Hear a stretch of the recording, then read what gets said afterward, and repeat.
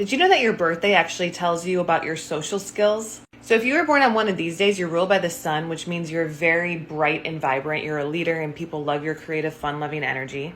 If your birthday falls on one of these days, it's a 2, which is ruled by the moon, which means you can be kind of manipulative, a little bit emotional, but very nurturing and kind, and a little standoffish at times. If you're born on one of these days, you're ruled by Jupiter, which means you have a lot of expansive energy and you're very wise and give a lot of advice to others.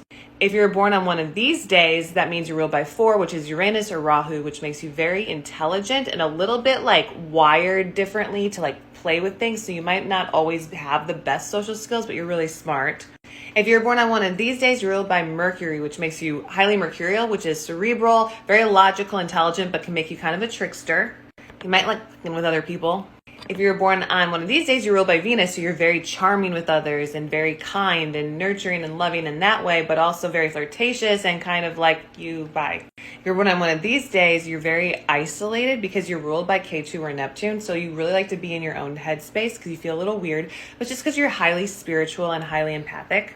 If your birthday's on one of these days, that means you're ruled by Saturn, which makes you very authoritative, kind of bossy, but also a little greedy with other people and kind of standoffish, but very cool. And lastly, if you were born on one of these days, you're ruled by 9, which is Mars. And Mars is someone who's very competitive, very ambitious, but can sometimes be a little passive aggressive and try to play the peacemaker when they're just not. Anyway, what's your birthday and how do you relate to this?